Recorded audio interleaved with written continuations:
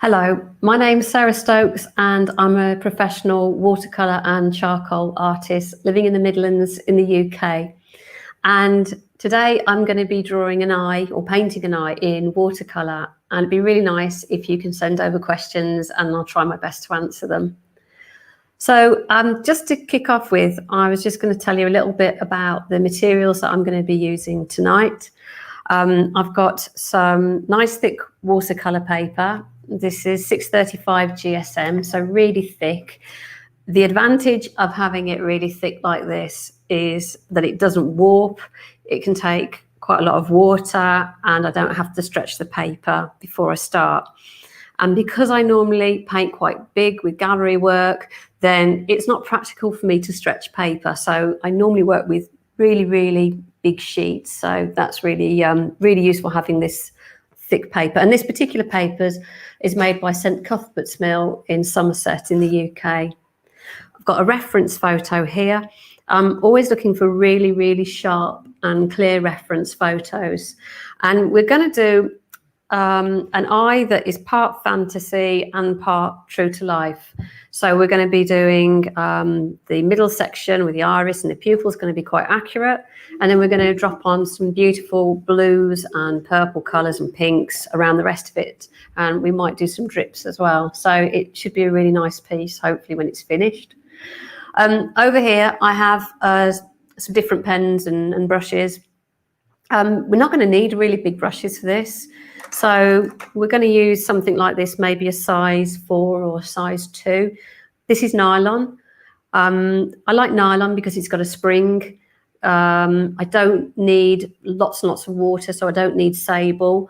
And the advantage is actually that the nylon's a lot cheaper anyway, so win-win as far as I'm concerned. So those are the brushes. We're going to, if the eye dries in time, which hopefully it will, we're going to do a little bit of work at the end. We're going to use some Micron pens, some gel pens, just to abstract it a bit so it doesn't look too photorealistic. And importantly, I've got over here a palette, and this has got all my colours in. It doesn't really matter how you organise your colours, to be honest, just as long as you know where they are. Because when you work with watercolour, you have to work extremely fast. Some of the time you do. So it's really useful to know exactly where your colours are so you can keep dropping in and out of them all of the time. So I tend to put my blues here, reds, some yellows, and then over here are colours that I don't tend to use that much. The make of paint that I use generally is Winsor & Newton. These are mostly from their Cotman range. They've still got the permanence of an A or AA, which means they're going to last a long, long time when somebody buys a painting. But there are a couple of colours that I will buy that are within their professional range, and that's Opera Pink and the Turquoise. And you'll see me use this colour tonight, actually, and a bit of this colour as well, the Turquoise. And I don't tend to use it in its truest sense. I'll use it with other colours to make watercolour pop. And I think that's why I love watercolour so much. It used to have a really bad reputation for being a bit dull and a bit boring, and it was just landscapes that anybody ever did. And then over the last few years, it's had a bit of a revival. You can get these beautiful bright pigments. It splashes, it runs. It's got this crossover with graffiti art as well. And so it's had a bit of a revival, as I say, over the last few years. But I absolutely love it. So what I'm going to do is I'm going to just get started with the process and take you through how I would approach this eye. So the first thing you need to do is actually get a good photo reference of an eye. I've got this image off Unsplash. It's a great site. It's copyright free, so you can use images without worrying about infringing on copyright. And it's a really nice, sharp, clear image. Now, when I look for an eye, I don't want an eye that's got too much detail, because the thing is with watercolour, I don't want lots and lots of detail. I want some, but I want it to be about the mood of the piece.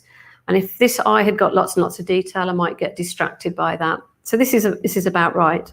It's also a really beautiful eye. It's a green eye. It's gorgeous. It's a really nice shape as well. The next thing I do once I've printed it off is I'd be looking at, well, I'd be looking at getting it transferred onto paper actually. Now you can do this a number of ways. You can do it freehand, which is great, and as we work through it, I'll give you some tips. You can grid it up, which is another method, or you can trace it on. And people get hung up on tracing and gridding, and they think, oh, it's cheating. But, you know, people in the Renaissance were doing things like that. So don't get too hung up. At the end of the day, once there's paint that goes on, you've lost half of your tracing marks anyway. You're going to have to rely on drawing skills and draftsmanship. So don't worry, just get some pencil marks down there as a guidance. If you feel more confident, of course, you don't need to put pencil marks on. You can just wing it with paint. But I think if you want to paint and you've just started, then certainly get some pencil marks down there just to gauge you. When you're getting your pencil marks down, there's two important things you need to look at. One is the actual physical lines. So for instance, you're looking at the shape of the eyebrow. You're looking for these lines of eyelashes, the circles within the eyes. But you're also looking for those subtle shifts of tonal value. And by tonal value, I mean going from light to medium to dark.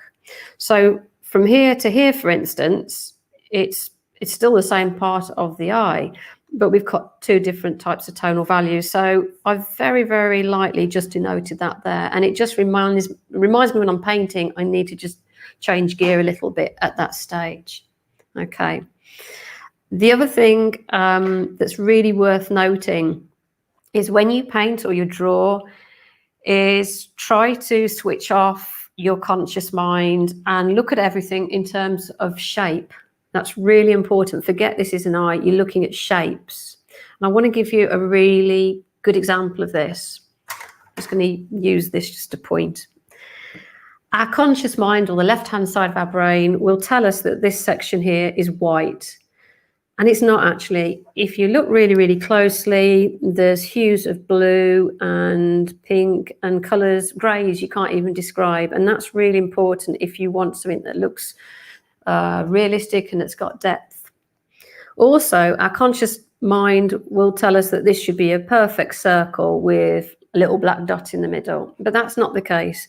If you follow this black, you can see it goes round here, but actually you've got this kind of shape. All of that is a dark shape, not just a circle. It's really tempting when you're starting out to paint all of this green all the way around. And if we were to do that, then this woman's going to have really starey eyes. It's not going to look at all right. So paint what you see and not what you think you see. And I'm going to recommend a book. It's by Betty Edwards. It's an old book. I think it's been out since the 60s and 70s. It's called Drawing on the Right-Hand Side of the Brain. And it's just brilliant. It gives you tips of the trade, turning your picture upside down, looking at negative space. And I am absolutely convinced that anybody can draw. It's a learned skill. Some of us see it earlier than others, but for those that don't, it's a learned skill. Okay, so we're going to start with this section of the eye first. We're going to paint, we're going to mix up a bit of yellow and a bit of green to get this kind of turquoise colour. So I'm just going to pop a bit of water here, and we're going to get a bit of lemon and a tiny bit of turquoise. And with watercolour, you want to apply your lightest colours first. Not everybody does this. There's an artist in the UK called Jake Winkle, quite well known, and he will paint dark to light first. But I just do it the other way around. The other thing is with watercolour, it will dry lighter than what you think. So that looks, oh, you know, oh, it's a bit bright. But actually, as it dries, that will dry a lot lighter. Now, at the moment, I can't paint anything around that because if I do, it's just going to bleed straight into the green. So I've got to look at, well, what other bits can I do around the eye? So there's nothing stopping me doing these sections here. And this is kind of like a reddy pinky hue. So we're going to mix up some of that. So we're going to get some of this red, and red and green will kind of give us a dirty red, and that's what we want. We want kind of colours that we can't even describe. And I'm going to just drop that in here. just to get that kind of light tonal value at the moment. I'm not too worried about that because that's all going to be black anyway in a bit. And then we can go around there. Now I want that a little bit redder, so I'm just going to drop a bit of pink in there and just drop it in. Okay, and I'm just letting that settle. And basically I'm just buying a bit of time till this settles down a bit and dries off. Okay, right. Now the easiest way to see whether something has dried or not is just to bop your head up and down. And if the shine has gone, then it's dry and it looks like the shine has gone. So I'm going to turn to a smaller brush now. And we're just going to start working on some of the detail of this eye. So I can see there's like a bit of a red ring that goes towards the pupil. And again, it's a dirty red, so a bit of green and a bit of red.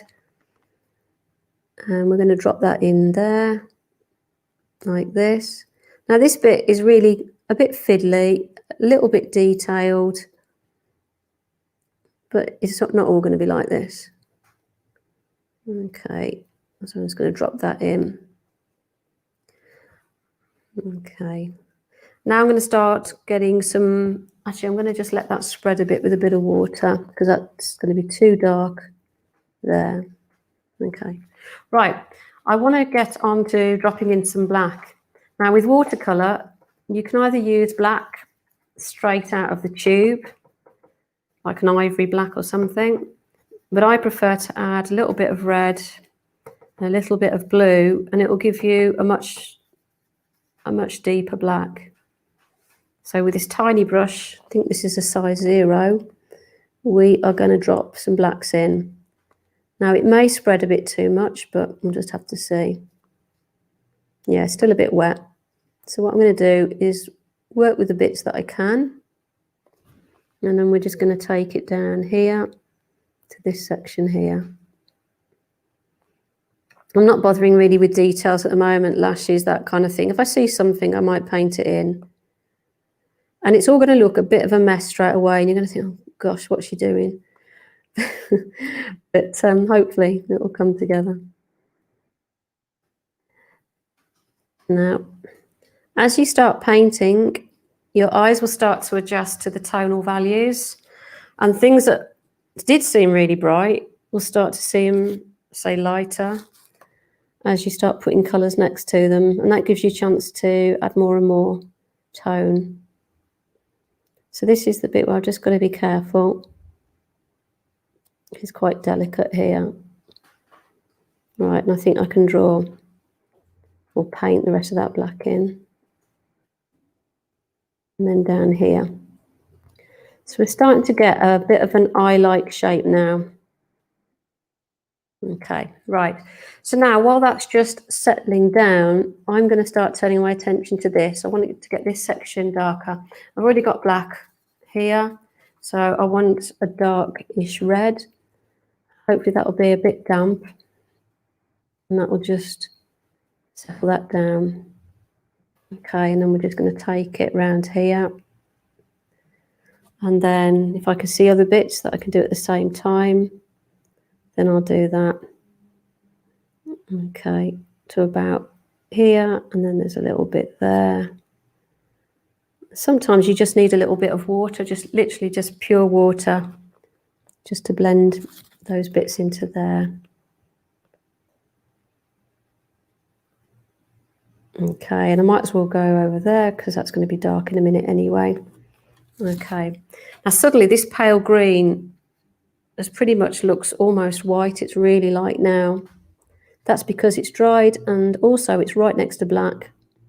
So I can go in a minute and darken that up a bit.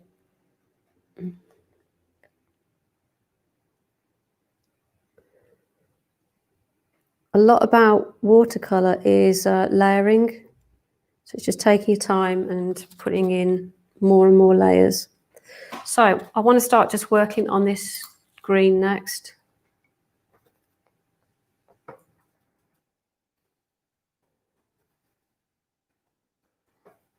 So I'm just getting a bit of turquoise and a bit of yellow. Get rid of the excess. And Just going to start dragging it out and seeing what happens. So I want a bit more blue than that. It's really subtle. Don't worry, because you can always, well, most of the time, you can lighten stuff if it kind of goes a bit wrong. You can see it's starting to take shape now, that eye. It's starting to get a bit darker. I'll leave a few little glints in there. Okay. Right. So what I want to do now is, just whilst that's settling down, is I'm going to look at the rest of it, because I really do want to come in a minute with these greys here. I just can't because it's too wet. Well, I can drop a little bit in there.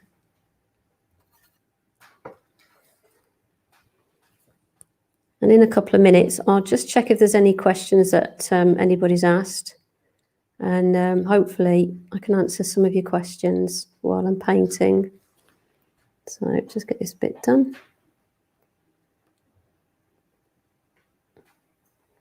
Okay, right. I'll just see if there's any questions that have come up while I'm mixing this.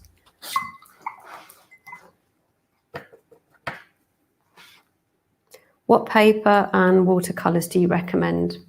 The paper that I recommend is St Cuthbert's Mill Somerset paper, and it's 635 GSM.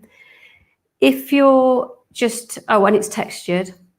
If you're just looking for practice pieces of paper, though, you can go for half that weight. But just be aware that when you start painting really big, it will start to warp and you'll need to stretch your paper.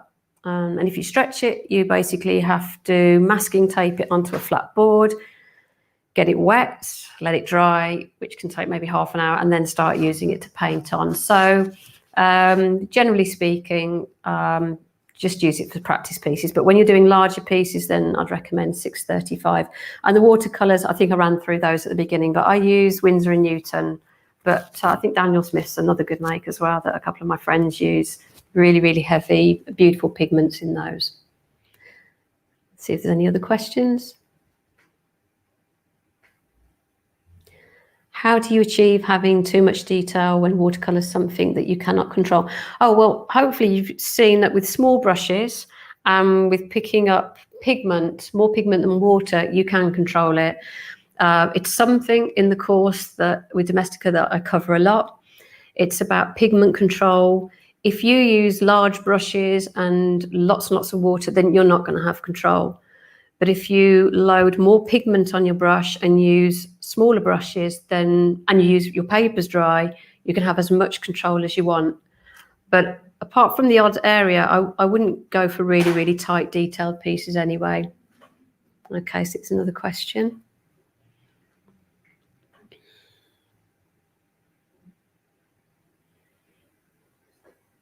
While I'm waiting for the, how do I create depth?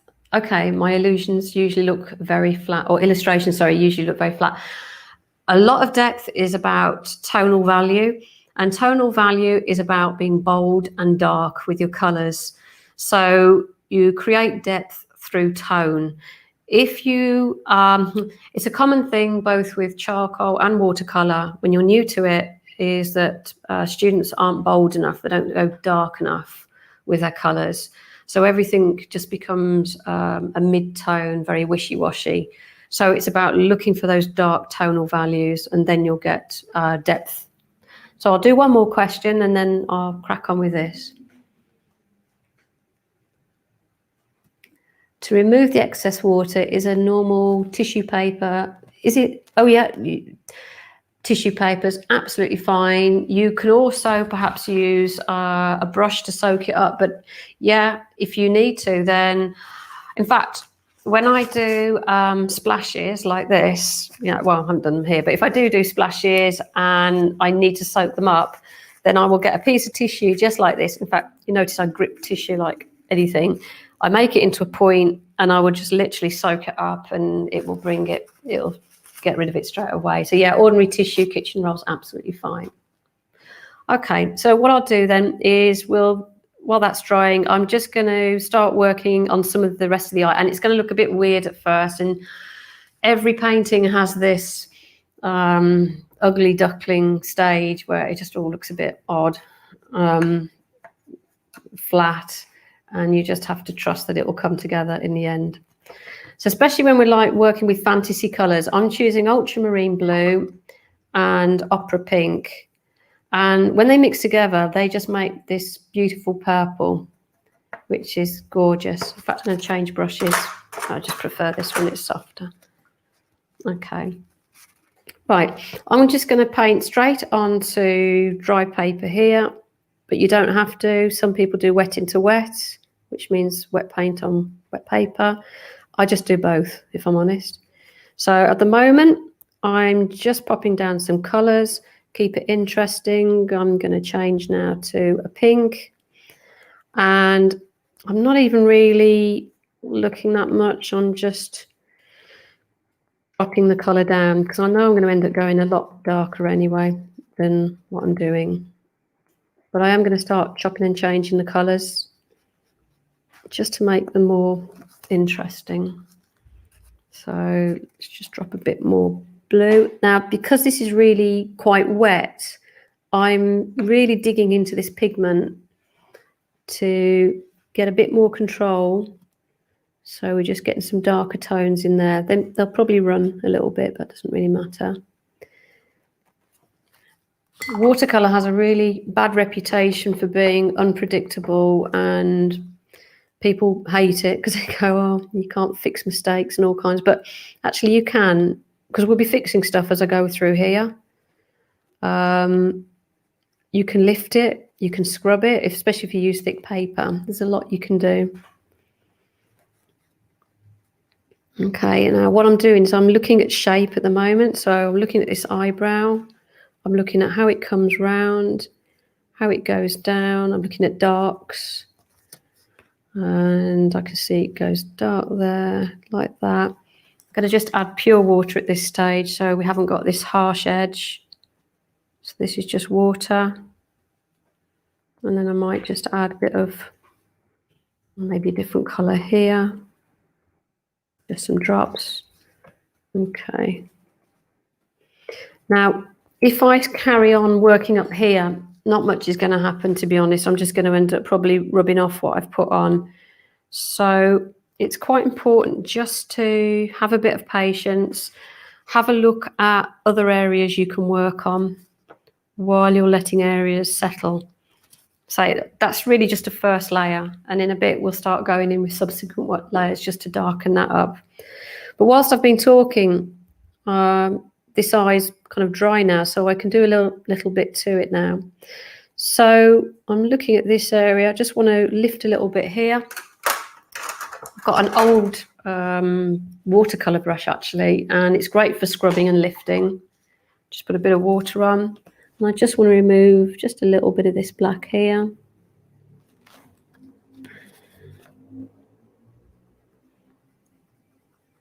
Just there, and in a minute I'm just going to reapply a bit of that black. That's it, and I know it looks a bit of an odd shape, but I'll sort that out in a bit. Okay, so what I really want to do is get these fixed. You can see when the eyes are bright white, like our brain would be telling us they should be, it just looks horrible. So what I'm going to do is I'm going to mix up this kind of greeny grey colour.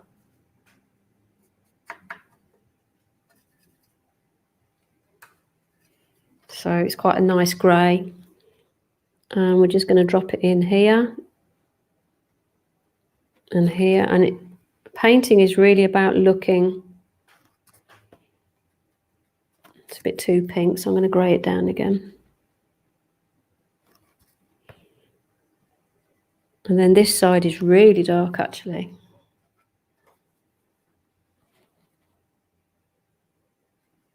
You can see how dark I'm going, and actually it goes really dark towards, and it's really pushed those eyes back a bit, which is good.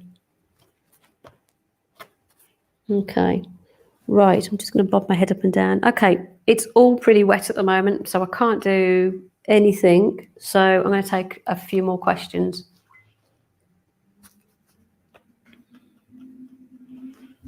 What's easiest to get started, portraits or nature? To be honest, I started with portraits. But even actually after about 3 faces, I dropped back onto nature. And the whole point of my course and my way of thinking is that it doesn't really matter what you paint or what you draw. If you're seeing everything as shapes, whether it's somebody's face or a dog's face, then it doesn't matter. And yeah, everything is about shape, color, tone, value. So whatever, I think my best answer would be is whatever inspires you, to be honest. If you're more moved by portraits, then portraits. But I'm interested in both, so I would start either. But everything, I say, the skills that I teach are generic skills, so either's going to be absolutely fine. What's the alternative better paint type to avoid the drawbacks of water paint? What's the alternative better paint type? I'm not sure if you're referring to maybe oil paint or something. I don't really find any drawbacks of watercolor, if I'm honest. I love watercolor because I love the way that the two colors mix to make a third color. So yeah, I mean, you could try oils, but oils have got their own challenges, to be honest. So I'd just stick with watercolor. I mean, I've done some oil painting, and it's something I want to do more and more. But I haven't really found a better type than watercolor.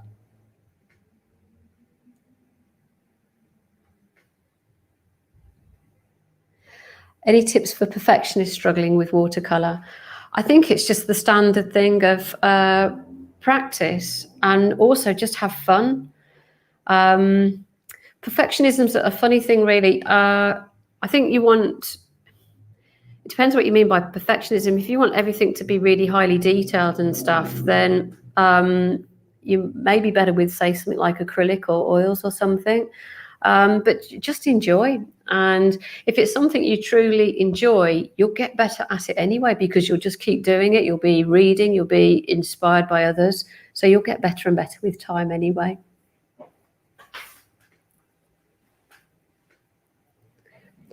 Yes, I do. And hopefully, if we have time, I'll be using some white pens to add highlights. So you can just use standard gel pens. That's not one, it's rubber. Gel pens, this is a uniball one. Also, you can use gouache and white acrylic to add highlights or abstract sections.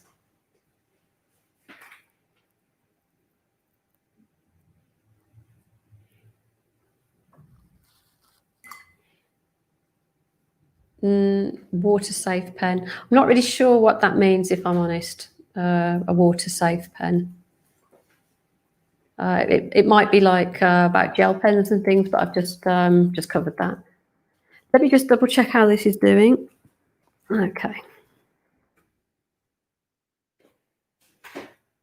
So what I'm going to do while we're waiting for some questions to come through is I'm just going to fix the middle of the eye and get this black section right.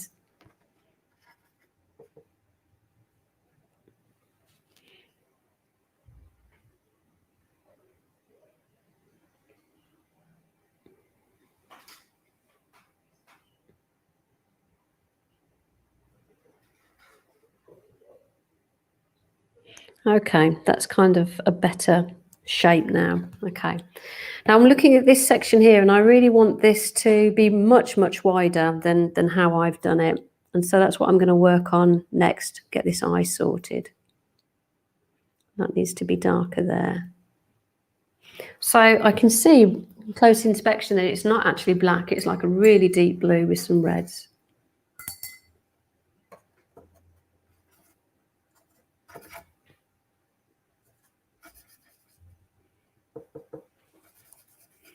So we'll just drop that on.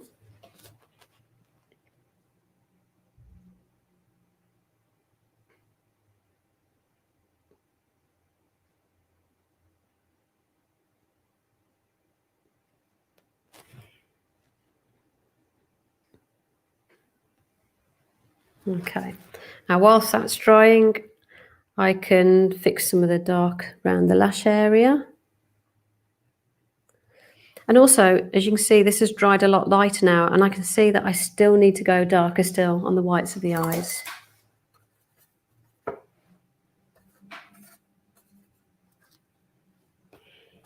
And it's really dark here. Now, some of that black is going to come in, but if it goes too dark, I can fix it in a bit.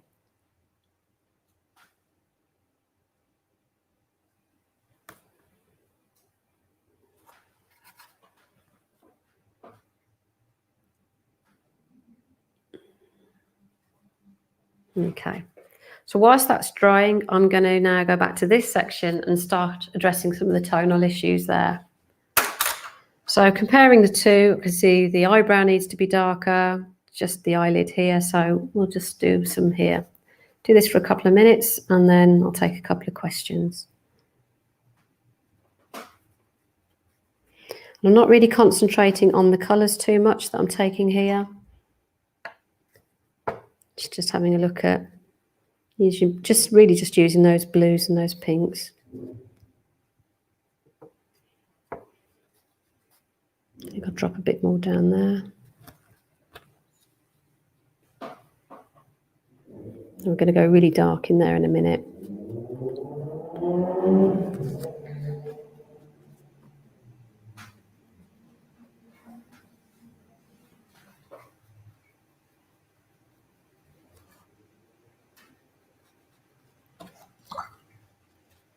And just blend these in. Quite often I'll just use water to blend.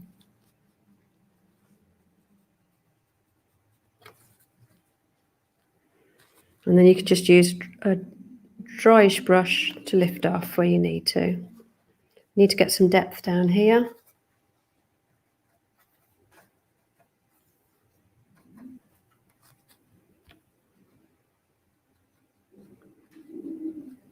It's quite dark, so I'm just going to use a bit of water and a bit of pink actually. Just get some interesting colours there.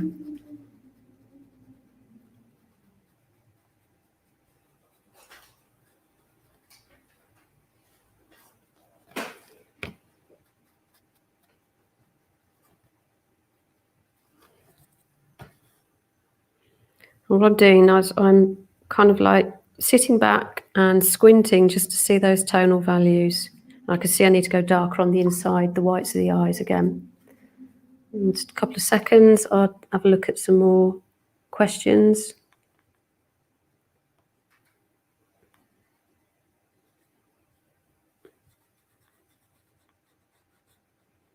That's it, because there's not much I can do now till that's dry, and then we can start layering up even more. Okay, see if there's any more questions. I'd like to know how to make my watercolour paintings brighter. A couple of answers. One is probably more pigment and less water on your paper. And there's a couple of colours that I definitely recommend getting. One is this opera pink that's here. That's beautiful. I'll show you an example. If you just put cad orange, can you see that? Yeah. If you just use a ordinary cad orange out the tube like this, but then you add opera pink to it, it will make it a much, much richer colour. There's also colours like this turquoise that's in the professional range. And again, if you add that to, say, standard lemon, you get some really beautiful, rich lemon tones. So it's going to be down to the pigments that you buy, but also being a bit more confident with applying more pigment. Do you recommend drawing mastery before attempting watercolour? It can help, but I'd just launch straight in. If you're not a natural drawer, then just trace the outlines, because that's the skeleton really. So just get your tracing down, get that book I recommended, Betty Edwards, is fantastic. And yeah, just crack on with the painting, because it's not all about drawing. I mean, drawing is important, don't get me wrong, but don't let it put you off watercolour. Is it normal that some bits of paper come off or get pulled off by the brush Or does that mean I need to lighten up? Well, it could be that the paper you're using is too thin, or that it's not watercolor paper. But to be honest, if you get something that's 635 GSM, there's no way that this would be, you'd lift this off. You can get really tough on this. So I would change your paper. You should be fine. It must be the paper, I would have said, that you're using.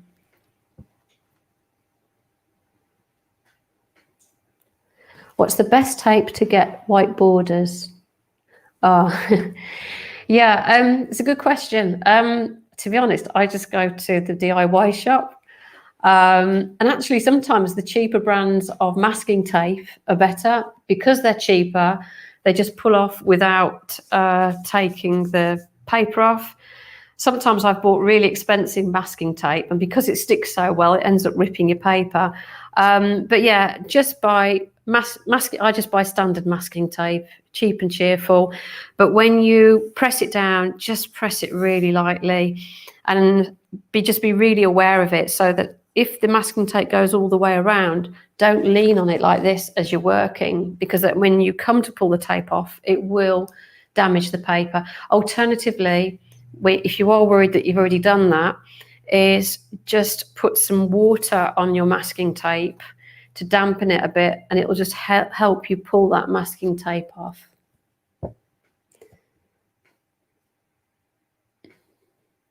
How do you pick your color palette? Yeah, this is a good question. Like many people, when I first started out, I bought endless books, and every artist that I read, I would buy their color palette, and it cost me a fortune. And half the time I didn't use most of the colors. So when the course is launched, my color palette will be up on resources. But you know what? If you've got some standard blues, reds, greens, just use those. It is very rare that I will say, right, I'm definitely got to use ultramarine blue or something. I'll just say, I just need a bit of blue. And you can see like how I work. I just think, oh, I just need a bit of red. I just need it to be pinker. So don't get too hung up on exact color palettes. Just get the primaries and a couple of bright colors.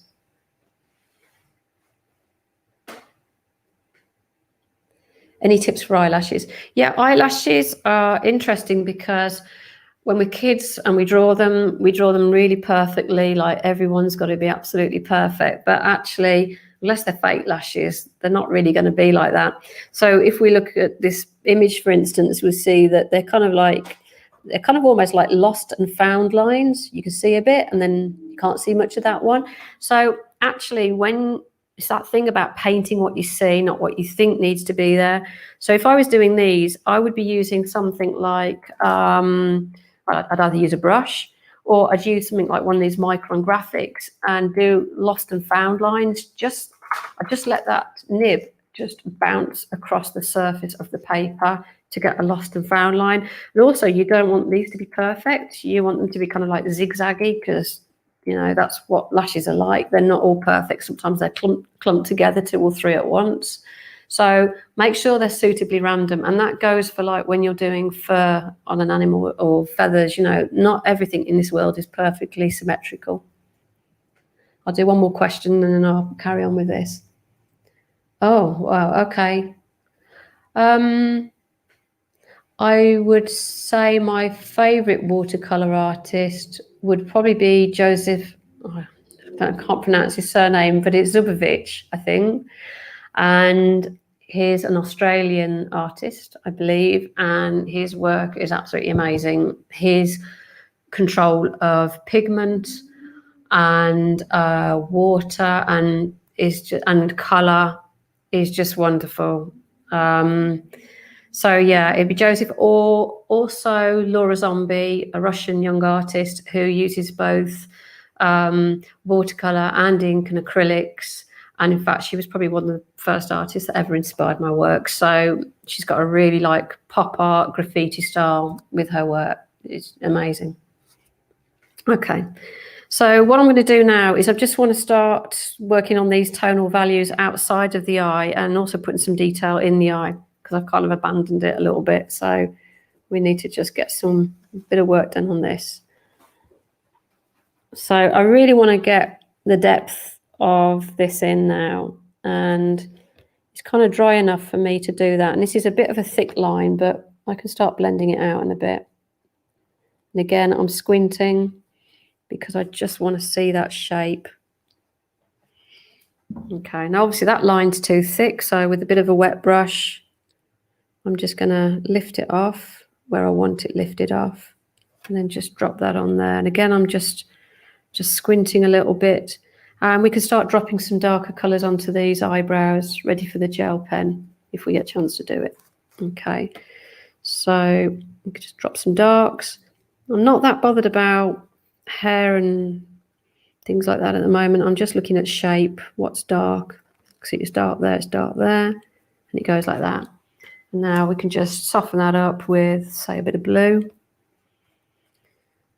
like so. Okay, and I'm just checking my tonal values, maybe put a little bit of dark in there, just to get it to stand out a bit. Okay. Okay, so what I want to do is just add a little bit of red into this eye, just below the black, just to warm it up a little bit. I've gone over the edge a bit, so I'm just going to mop that up in a minute. And we're just going to get a few darks in there as well, just to bring it alive a bit.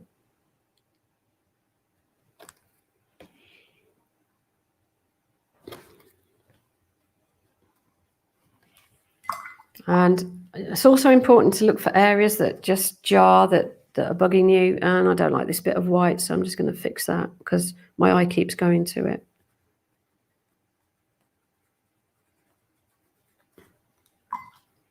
And we can start spreading this round so it looks a bit more random. Just want a lighter value up here and then over here. So this is the area where you can start lifting, darkening. Okay. In 2 seconds or a few minutes or a couple of minutes, I'll take another couple of questions. I want that to dry just so we can start putting some fine details on with liners and bits and pieces, maybe put some drips on or some splashes. Okay, so see if there's any other questions.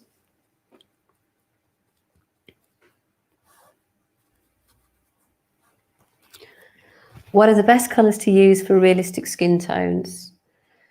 Well, I suppose it's kind of going back to that thing about painting what you see. If you look at a skin tone, there's quite often undercurrents of like blues and lilacs. So let's just say we were looking at this photograph. I'd be looking at mixing up, say, a little bit of pink to start with. We're also going to have some yellow as well. So pink and yellow, and it's kind of like that kind of tone, I would say. I'm just going to do a little bit of a scribble under here. So I used a little bit of pink, a little bit of green that was on my palette, and a little bit of lemon. But it won't be that all the way through, because actually, if we see here, we've actually got more apricot shades and actually even some greens in here. So it's going to be a combination again of cool and warm tones, some pinks, some lemons, some greens, some blues, till you get the shade that you really like. Have you got any other questions at all? Okay, so we're going to start popping in some gel pen work now, which will get the hairy texture that's referred to in that question, because I think it's going to be dry enough to do that now. Okay, so just check it's dry. Actually, it might still be a bit wet, but I think we're dry enough down here just to put some of those eyelashes on that I was referring to. So I'm going to use, this is a, no, I don't want that one. Yes, I will. Yes, I will actually. Sorry, it's got the wrong lid on. But I'm going to use this. It's actually a 0.2. Let me just show you this one in comparison. This is a 0.8. This is a 0.2. You can see one's thicker than the other. Now, I'm using quite textured paper, so I might be able to get away with that, but it might be a bit thick. So I'm going to start with the thin one first of all. And what I want to do here is just to create some little eyelashes. And again, I just some quick zigzags. That's all I want to do, just to indicate some eyelashes there. And again, I don't want to do too much detail. No, it's still a bit too wet, I think. Let me just try this pen. Maybe too wet to do it yet. Oh no, it's probably better with this pen. And then what we can do in a minute, I'll try it now. We might be able to get some little lines up here. No, it's going to be too wet. So when that's dried off in a bit, we'll drop some gel pen and Micron pens on that. At the moment though, it's dry enough just for me to use a bit of gel pen. So we're going to pop some little gel pen lines just in here. And we're going to do a couple of little dots as well, just for the lights of the eyes. Okay, and I'll see if there's a few more questions while we're just waiting for that to settle down a minute.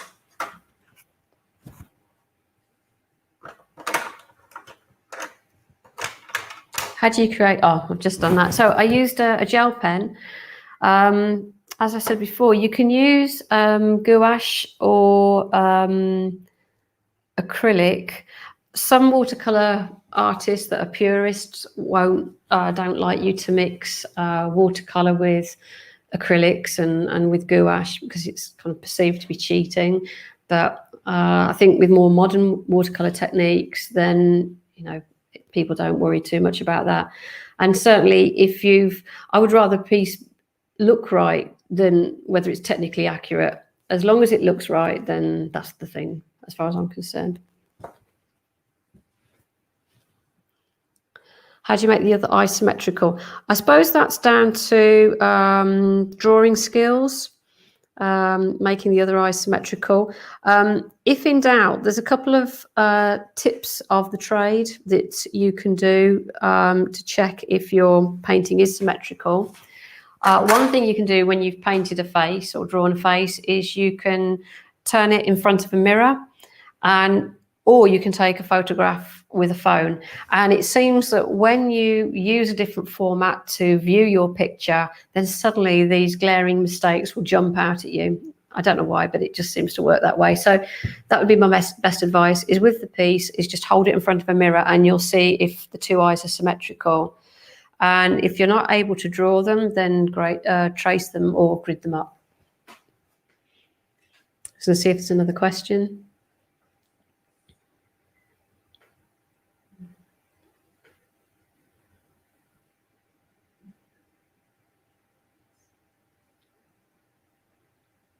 Okay, while we're waiting for any other questions to come through, what I'm going to do is I'm just going to introduce some, still too wet. I'm going to just do some drips down here, and then when that's dried, we can put some gel pen work there. So we're going to do a couple of drips. This is a bit hit and miss as to whether it works or not, but we'll give it a go. Okay, so drips. The problem is when you drip paint, it sometimes goes in the wrong direction. So there is a bit of a cheats guide. I want to create a couple of drips down here. So I'm going to create some pink and blue here, like this. Okay, and we need to apply it quite thick to get it to drip. Okay, let's lighten that up a bit with a bit of pink, I think. Okay, we'll just drop some pink in here. Now, this can be a bit random, but if you want to take the chance out of it, get some clean water like this. And we're going to we're almost going to start the drip like so. And then we need to, I hope you can see this to camera. We're going to just drop on some water and hopefully it will drip. It can take a bit of like that. And we can start creating some drips. And maybe do another one here.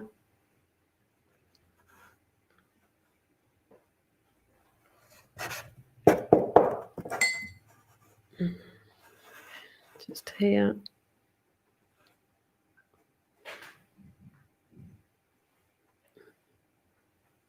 No, this one doesn't want to drip. So we'll just add a bit more water just to try and encourage it down a bit.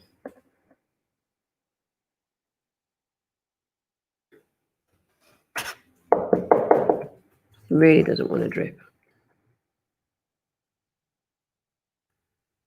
I'll have to really cheat on this one.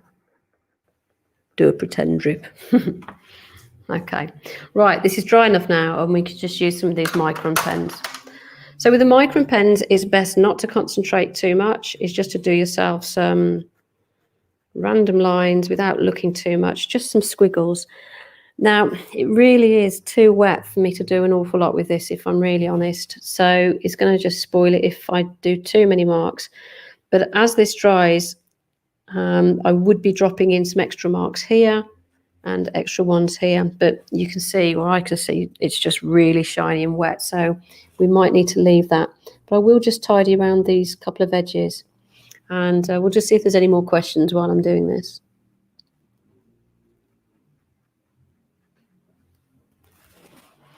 What's the basic watercolor kit I can buy to get started? What do I need if I want to try it out? That's a really good question. I bought a little pan set. It's Cotman, so it's Winsor & Newton Cotman range. I think I bought 24 colours. And the thing is with watercolour, you can either buy the pans, which is like the little square cubes, or you can buy the tubes. I tend to use tubes now because I get through it a lot. But actually, there's no real difference, because actually I will use, the tube of paint and then let them dry overnight. So they're like pan paint anyway by the next day, because they're solid blocks. So, yeah, the Cotman range do a really nice starter kit.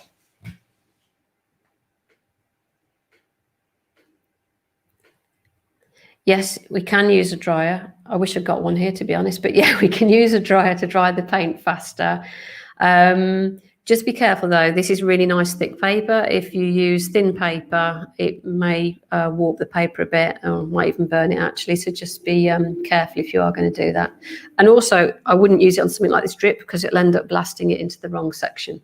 You don't want that. Any more questions? What are good ways to protect a finished painting? Basically to get it framed. So yeah, if it's watercolor, you don't need to fix it like you would with, say, charcoal. You don't need to varnish it.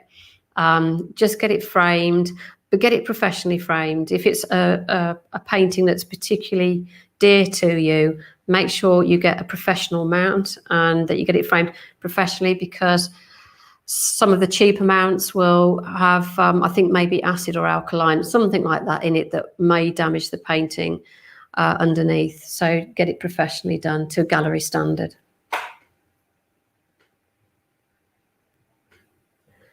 How would you simulate tears? It would just be, again, just color. Everything is about color. So you would, say, lift some of the paint out and maybe apply a little bit of gel pen. So it's about painting what you see.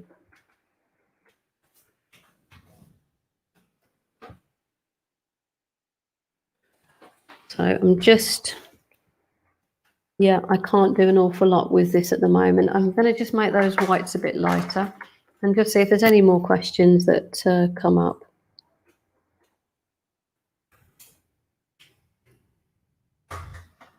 Which brushes do I need to have to start? How many different brushes do I need to purchase?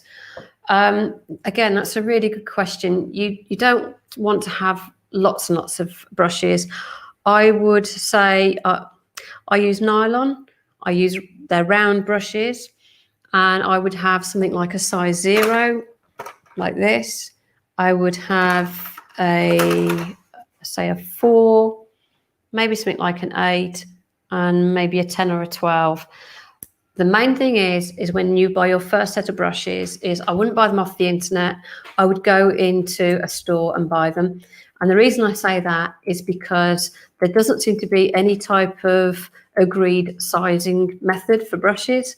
So one brush can look huge and one brush can be small, and they'll both be called a size 12. So the only way you're going to find out is to actually go to the store and buy them. Can I do the same with watercolor pencils? You know, in all honesty, I don't know, because I've never tried watercolor pencils.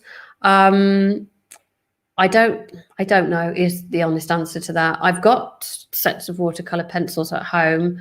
I think, oh, sorry, it's my tummy rumbling. I think what initially put me off them, I thought I might end up being really, really tight with them. So I don't know is the honest answer. Never used them. What do you use to keep a specific part without colour? I mean, when you need that some little part not to be coloured and is in the middle of the painting. So I think what you mean is like, how do you protect certain sections? So let's just say I was going to, say I'd just done this picture of some little birds on a branch and I wanted to add splashes to it and I didn't want it to go onto the birds. Then what I'd do is I would cover that piece with just a piece of tissue and then I'd do all my splashes around it. But actually, watercolour is really forgiving. So if you do end up getting splashes in the wrong part, it doesn't matter. You can just lift them off with a bit of tissue paper anyway, as long as you do it fast enough.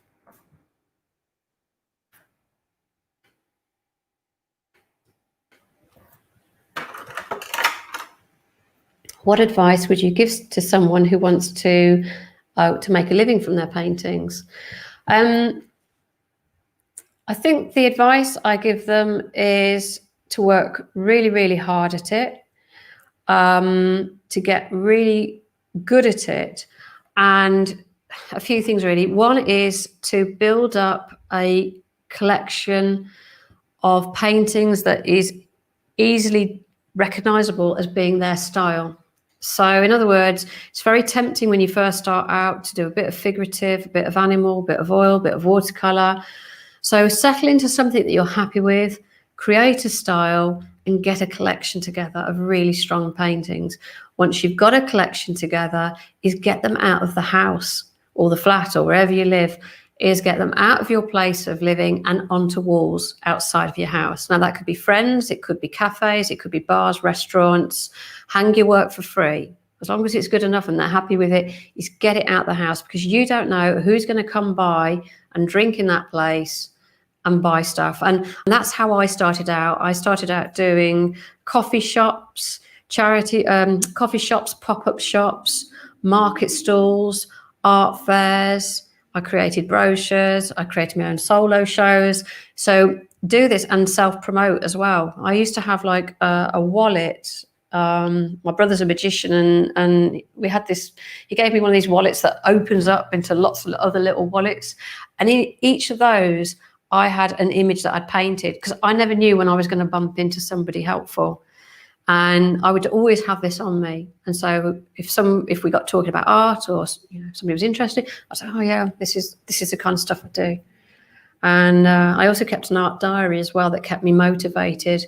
I put my goals in there and who inspired me, and used to do little spider diagrams and all kinds. So just keep really focused, and you have to be driven. It's a competitive market. If you want to be commercial, it's competitive. So stay on top of your game. What's the difference between gouache and watercolor? Gouache is almost like a more opaque version of watercolor. Watercolor, I prefer myself because it's transparent. So you mix the two colors together and they mix into a third color. I tend to find once you use gouache, it's almost like game over then. You know, it's much thicker, it's much pastier. That's why I tend to use gouache right at the very end. So perhaps I could have done the whites of the eyes in gouache, because I know there's going to be no further colours going on top. Do you like or use hand? I've never tried them, to be honest. I should imagine they are absolutely amazing if they are handmade. I should also imagine they're probably really expensive as well. So being a canny lass, the answer is no. I've always gone for shop bought watercolours.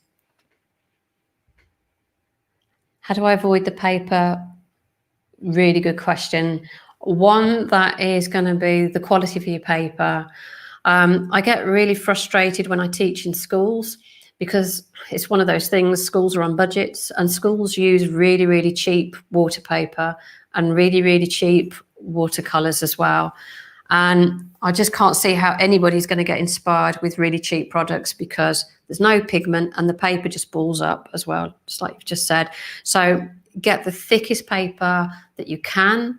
And if you have to use thin paper, then stretch the paper first. And there's various tutorials on YouTube about how to stretch your paper. When you've stretched it, it won't wobble, like you say. And there's nothing worse than doing this and I've done it in the past. I've done a couple of really nice pieces, had them put into frames, and they've all buckled. It's really, really upsetting when you've spent hours on a piece.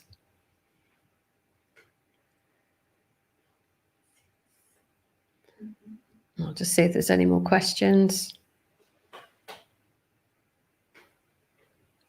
Do you recommend the aqua water brush? I've never tried it. These kind of things kind of came out probably after my time, and I was already stuck into using brushes. Some of my students have used it, and I think they've had a lot of fun with them. I've seen them, I've seen examples of the work. So I think they're definitely a lot of fun. I've just not used it. Okay. Well, I hope everybody's enjoyed that demonstration, and I've really enjoyed answering all of your questions. We've had a lot of fun making courses on Domestika, and I really do hope that you watch them when they come online. Thank you very much indeed for joining me tonight. La idea es como algo muy frágil. Se me fue la hebra. I'm going to show you some examples. This is what we've got behind me. ¿Qué más preguntas tengo por aquí? ¿Cómo descubriste que los tubos